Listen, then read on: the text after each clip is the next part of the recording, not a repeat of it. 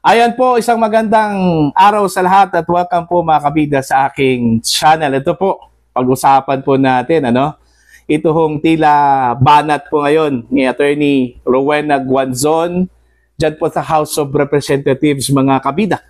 At ang tingin ho ng mga netizens ho dito, parang nag-umpisa na ata ito hong si Attorney Guanzon sa kanya hong trabaho bilang spokesperson mga kabida ni Vice President Sara Duterte at ang Office of the Vice President. Okay? Now, eto, babasahin ko lang po, ito hong post po ni Attorney Rowena Guanzon sa kanya hong Facebook account, mga kabida. Actually, 16 hours ago yung kanya hong post, Sabi ni Princess, ang prinsipyo daw sa work nila ay ang suporta ay hindi pinipilit.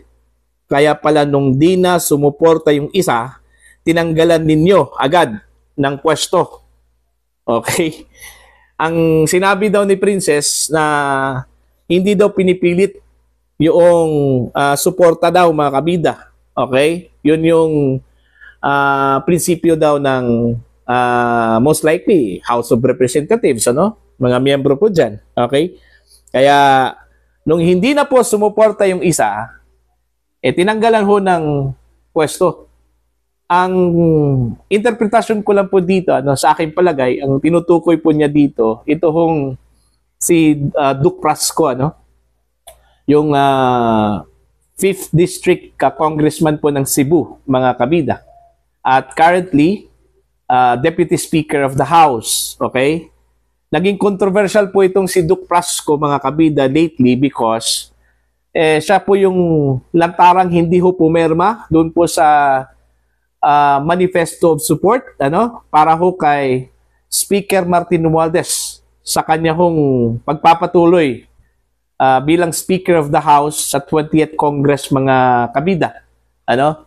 Kaya nga, dahil ho dito, dami hong umalman na mga kaalyado po ni Speaker Romualdez sa House. At in fact, yung partido mga kabida ni Duke Prasco na National Unity Party, nagalit dito sa ginawa ho ni Prasco.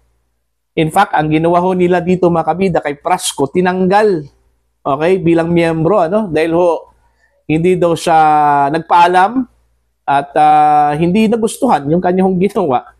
Okay? At may sinabi pa po na hindi lang po daw siya, ang may ganitong sentimento marami daw na mga congressmen mula sa Mindanao at Visayas Buwak, na may ganitong sentimento katulad ho ni Prasco mga kabida. Kaya ito ang posibleng tinukoy o tinutukoy ni Attorney Guanzon na pag hindi daw sumuporta at hindi na po sumuporta, yun kanila hong prinsipyo, okay, hindi daw nila pinipilit. Okay? Since hindi po pinipilit, bakit po tinanggal? And most likely bilang Deputy Speaker of the House, baka tatanggalin na rin ito, mga kabida. Ito hong si Duke Prasco. Buti, si Duke Prasco lang po so far ang nabanggit na pangalan, Wala pa pong ibang mga kongresista na may ganitong mga sentimento po, mga kabidang so far nabanggit sa ngayon.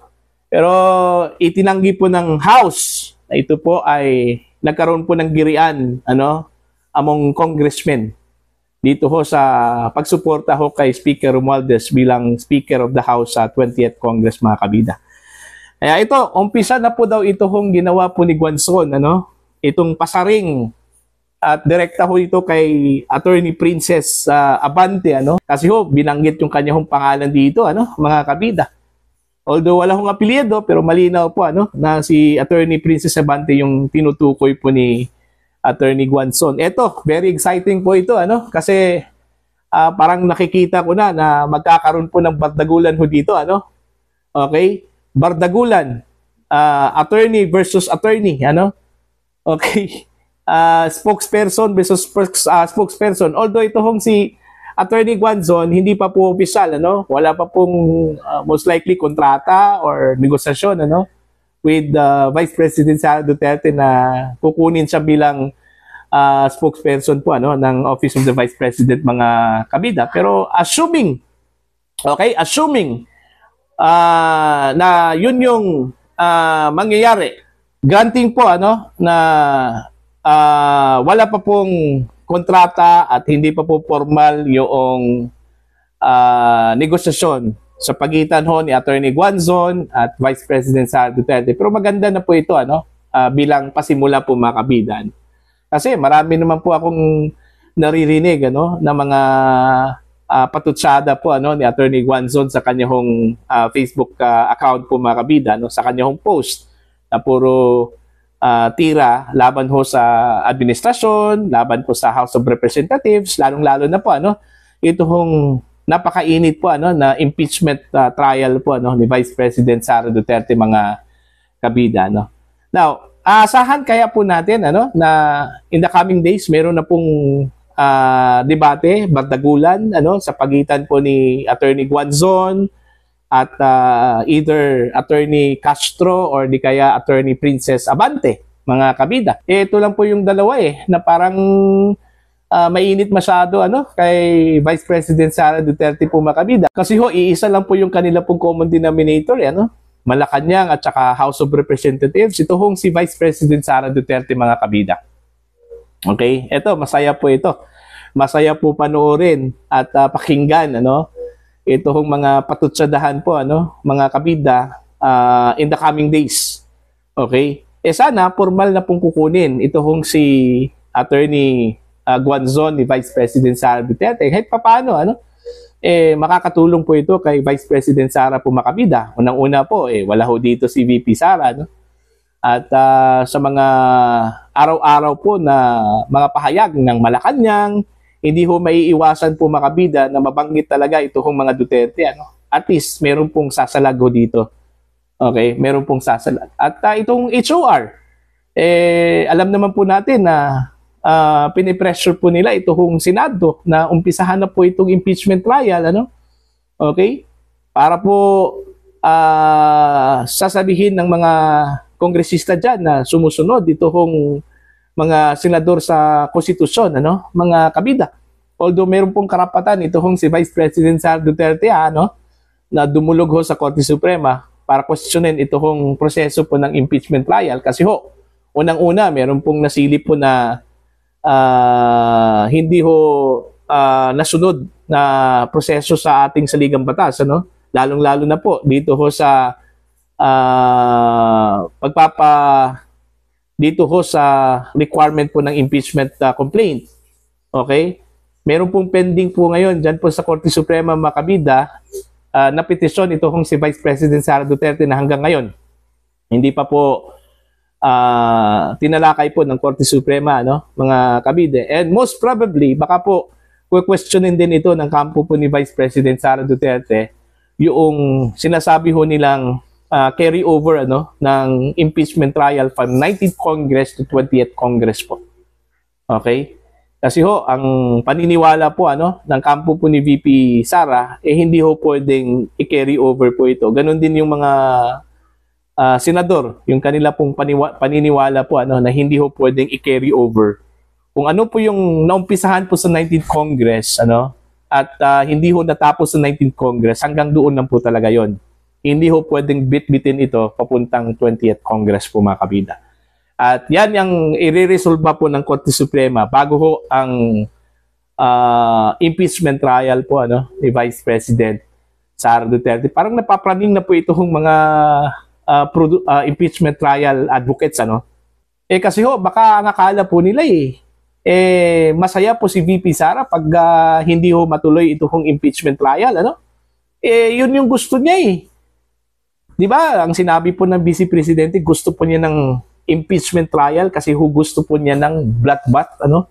Kasi mayroon po siyang ibubunyag mga kabida during the trial.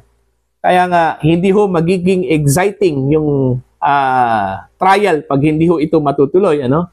Mga kabida, yan ang gusto po ni VP Sara matuloy ito kung impeachment trial. Pero hindi talaga may iwasan. May mga legal luminaries dyan po sa loob, ano? Na nakita ho nila na medyo ito labag po sa saligang batas po ito ano. Okay, although sinasabi po ng saligang batas na kailangan pong gampanan ng mga senador yung kanilang trabaho bilang impeachment court ano o impeachment judges mga kabida. Pero hindi po sa lahat ng panahon na tama na lang po ano, yung sinasabi po ng ilang mga legal luminaries. Kaya nga, dapat meron pong intervention ito hong Korte Suprema ho dito. Ano. Whether we like it or not, kahit na hindi ho gusto ng mga kritiko, okay, dito ho sa impeachment, VP Sara mga kabida, dapat maglabas po ng opinion ito hong Korte Suprema bago ho mag-umpisa ito pong trial na ito, mga kabida. So, abangan na lang po natin ano, kung ano po yung magiging kinahihinatnan po dito mga kabida, no? Kung ito pong si Attorney Guanzon ay formal na ba itong kukunin ano, ni VP Sara. Basta ang pagkakalam ko, ang sinabi po ni VP Sara po sinabi po niya kay Attorney Guanzon na go ng go ka lang. Ibig sabihin, bahala ka. Magsalita ka in behalf of me. Parang ganun no? Makikinig daw si Vice President, makikinig daw ang taong bayan sa kanya. Okay? So, hudyat na ba ito na meron pong blessing na magsalita po itong si Attorney Guanzon ano, in behalf sa Office of the Vice President o kay Vice President sa Duterte, mga kabida. No? Please comment down sa mga hindi pa po subscriber sa aking channel. Please subscribe. Just click the subscribe button, click the notification bell, click all para updated po kayo sa aking mga uploads. Maraming salamat po sa inyong lahat, mga kabida.